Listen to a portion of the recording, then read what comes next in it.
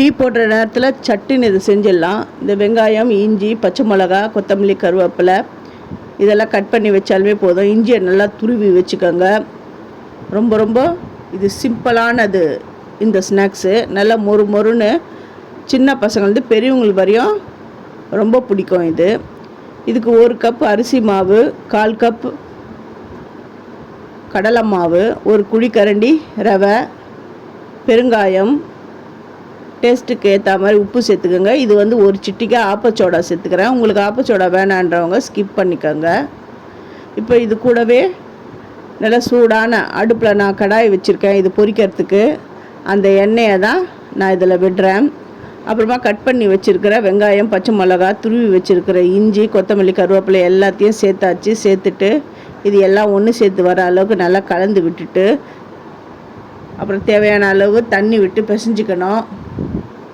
நான் ஏற்கனவே அடுப்பில் கடாயில் நான் எண்ணெய் விட்டுட்டேன். தண்ணி கொஞ்சம் கொஞ்சமாக விட்டு பிசைஞ்சு எடுத்துக்கோங்க. நிறைய அப்படி ஊற்றிடாதீங்க. தோசை மாவு பதம் மாதிரிலாம் ஊற்றிடாதீங்க. கொஞ்சம் கொஞ்சமாக விட்டு பிசைஞ்சு அப்படி கிள்ளி போடுற பதம் அப்படி வரணும். இல்லை எனக்கு வடை மாதிரி வேணும் அப்படின்றவங்க தண்ணியை இன்னும் கொஞ்சம் கம்மி பண்ணி நல்லா வடை தட்டுற அளவு கூட நீங்கள் பிசைஞ்சு வடை மாதிரி கூட தட்டிக்கலாம். கொஞ்சம் கொஞ்சமாக இந்த கரண்டியில் கிள்ளி போடுறேன். நீங்கள் கையில் கூட எடுத்து போண்டா மாதிரி கூட நீங்கள் எடுத்து போடலாம். அவங்கவுங்க இஷ்டம்தான் இது. இது நல்லா ஒரு பக்கம் செவந்து வந்த உடனே பபுள்ஸ்லாம் லைட்டாக அடங்கி வரும். அந்த டைமில் அப்படி திருப்பி போடணும்.